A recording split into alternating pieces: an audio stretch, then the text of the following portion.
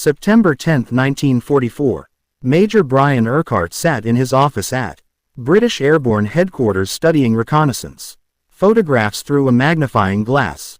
What he saw made his blood run cold. German panzer tanks, SS divisions. Right where Montgomery planned to drop 35,000 paratroopers in 7 days. Urquhart had been analyzing intelligence reports for weeks. Every signal pointed to the same conclusion. The Germans were rebuilding their strength in the Netherlands. And they were concentrating armored divisions. Exactly where Operation Market Garden would land. He picked up the photographs and walked to Montgomery's headquarters. He had to warn them. The plan was suicide. Field Marshal Bernard Montgomery had spent August 1944 basking in glory. His forces had helped liberate Paris. The German army was in retreat across France. Victory seemed inevitable. Now Montgomery wanted to end the war by Christmas. His plan was audacious. Operation Market Garden would drop 3 divisions of paratroopers to seize bridges across the Netherlands. British armor would then race 62 miles north through a single road, cross the Rhine at Arnhem, and drive into Germany. The war would be over in weeks. It was the largest airborne operation in history. 35,000 paratroopers would drop from 1,500 aircraft. Another 3,000 gliders would deliver artillery and equipment. Ground forces would link up with them in 48 hours. That was the plan. Major Brian Urquhart was 25 years old. He had been working intelligence for British Airborne Corps since before D-Day. His job was to identify threats to airborne operations. And in September 1944, he had identified a massive threat. Urquhart had studied ultra-intercepts of German communications. He had analyzed reconnaissance photos taken by RAF aircraft flying over the Netherlands. He had reviewed reports from Dutch resistance fighters on the ground. Every source told the same story. The 9th SS Panzer Division and the 10th SS Panzer Division were refitting near Arnhem. These were elite German units, with tanks, artillery, and combat experience. They were exactly where the British 1st Airborne Division would land. Urquhart brought his evidence to Lieutenant General Frederick Boy Browning, commander of British Airborne Corps. He laid out the reconnaissance photographs on Browning's desk. He pointed to the clear images of German tanks. Browning barely looked at them. "I think you're being too cautious," Browning said. "The Germans are beaten. These are just remnants reorganizing. They won't affect the operation." Urquhart insisted. The photos showed operational tanks. The ultra-intercepts confirmed SS divisions. The Dutch resistance reported German armored movements. This wasn't speculation. This was hard evidence. When Urquhart's warnings reached Montgomery's headquarters, the response was even more dismissive. Montgomery had already committed to Market Garden. He had convinced Eisenhower to give him priority for supplies and air support. He wasn't going to change his plans because a junior intelligence officer was nervous. Montgomery's staff characterized Urquhart's concerns as overcautious pessimism. They said he was seeing threats that didn't exist. They suggested he lacked the experience to properly assess the situation. One officer said Urquhart was suffering from nervous strain. The assessment was devastating. In military bureaucracy, questioning an officer's mental fitness was career-ending. Browning ordered Urquhart to take a week's leave. He was effectively removed from his position for raising inconvenient facts. Supreme Commander Dwight Eisenhower had serious reservations about Market Garden. The plan violated basic military principles. It relied on a single road for supply. It depended on perfect timing. One delay would doom the entire operation. Eisenhower's staff opposed it. General Omar Bradley called it militarily unsound. Lieutenant General Louis Brereton, who commanded Allied airborne forces, thought the timetable was unrealistic. Air Marshal Arthur Tedder said the weather in September was too unpredictable. But Montgomery insisted. He argued that a bold stroke now could end the war months early. He said the Germans were demoralized and couldn't mount effective resistance. He claimed this was the opportunity of a lifetime. Eisenhower approved Market Garden for political reasons, not military ones. Montgomery had been complaining for weeks that American generals were getting too much glory. British newspapers were questioning why American forces were advancing while Montgomery's forces seemed stuck. Churchill was pressuring Eisenhower to give Montgomery a major operation. Eisenhower also hoped Market Garden would silence Montgomery's constant criticism of Allied strategy. If Montgomery succeeded, the war might end quickly. If he failed, Montgomery would have to stop claiming he could have done better. Either way, Eisenhower calculated it was worth trying. Market Garden relied on assumptions that were questionable from the start. First assumption: German forces in the Netherlands were weak and demoralized. Second assumption: paratroopers could hold bridges for 48 hours without heavy equipment. Third assumption: British armored columns could advance 62 miles on a single road in 2 days. Fourth assumption: September weather would permit air operations. Fifth assumption: Dutch resistance could provide accurate intelligence. Sixth assumption: German commanders wouldn't react quickly to the threat. Every single assumption was wrong. Intelligence officers knew some of these assumptions were wrong. Dutch resistance had reported German strength. Reconnaissance had photographed tanks. Weather forecasts predicted fog and rain. But Montgomery's staff had already committed to the operation. Contradictory evidence was dismissed as pessimism. On September 17, 1944, at 1 p.m., the largest airborne armada in history took off from British airfields. 1,534 transport aircraft and 478 gliders filled the sky. American 101st Airborne would drop at Eindhoven.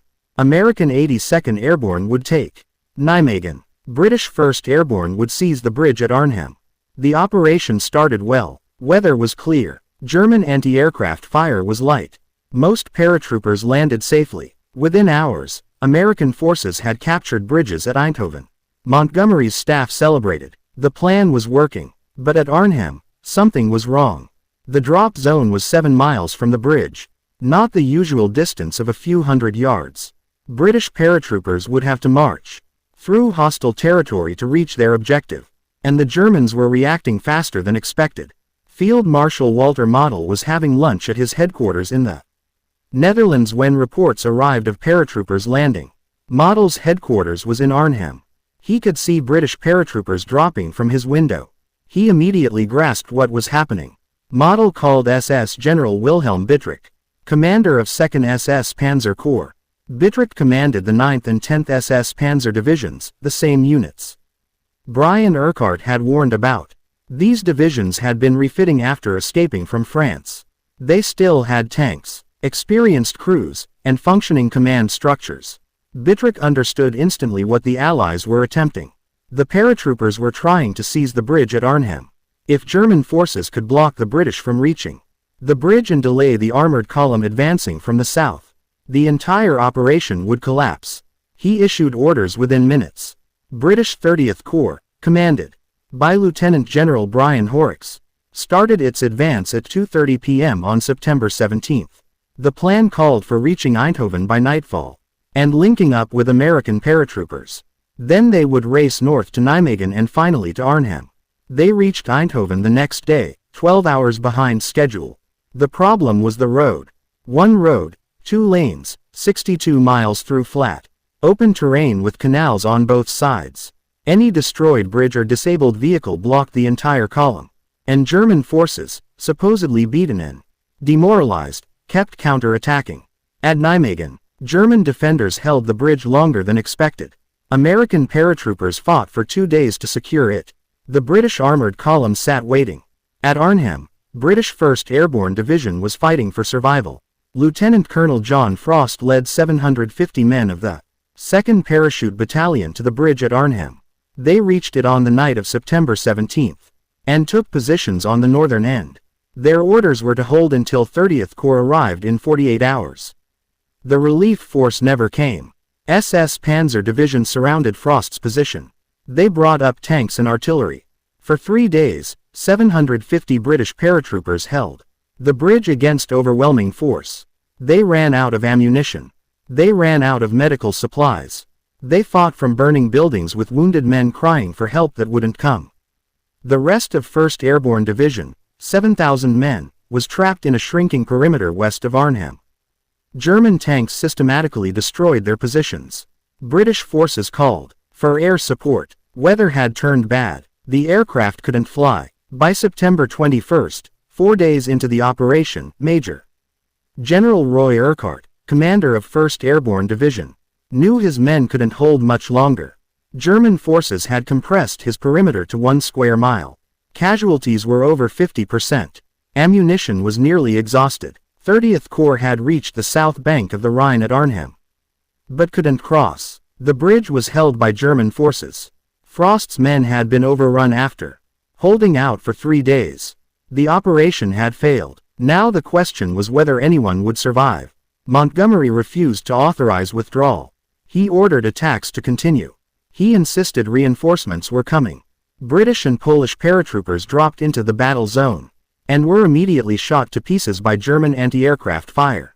On the night of September 25, 8 days after Market Garden began, British forces evacuated across the Rhine. They used boats to ferry survivors from the north bank under cover of darkness. German artillery fired constantly. Many men drowned trying to swim across. Of the 10,000 British and Polish troops who fought at Arnhem, only 2,400 escaped. More than 1,400 were killed. Over 6,000 were captured. The 1st Airborne Division effectively ceased to exist as a fighting force.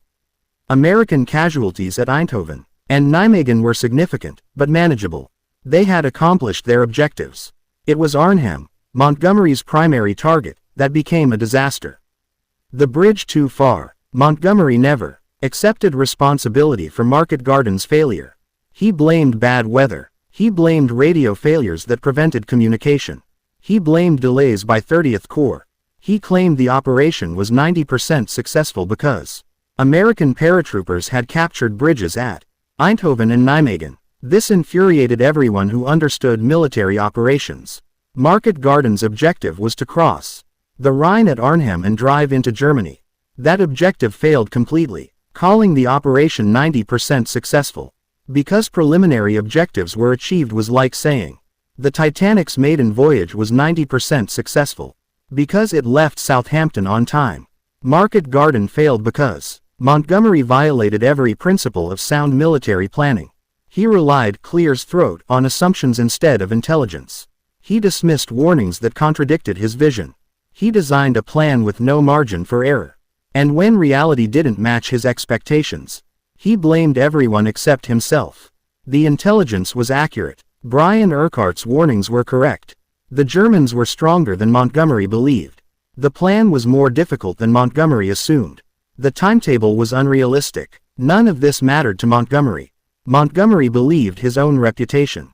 After Normandy, he thought he was invincible. He thought the Germans were beaten. He thought bold action would work because he was the one taking it. 8,000 paratroopers paid the price for his arrogance. The disaster at Arnhem should have ended Montgomery's career. He had designed a flawed plan, dismissed accurate intelligence, and refused to accept responsibility when it failed. In any rational military organization, he would have been relieved of command. Instead, Montgomery remained in charge of British forces for the rest of the war. Churchill couldn't fire him without admitting that Britain's most famous general had failed spectacularly. British newspapers couldn't criticize him without undermining public morale. So they pretended Market Garden was a noble failure rather than an avoidable catastrophe. The pattern Montgomery established at Market Garden would repeat itself. Overconfidence, dismissal of warnings, refusal to accept responsibility. 2 months later, he would hold the press conference about the Battle of the Bulge that nearly destroyed the Allied command. The arrogance that got paratroopers killed at Arnhem would keep causing problems until the end of the war. After Market Garden, Eisenhower never gave Montgomery another opportunity for independent command of a major operation. Montgomery would participate in the final drive into Germany, but always under Eisenhower's close supervision. The freedom Montgomery had demanded and received for Market Garden had resulted in disaster.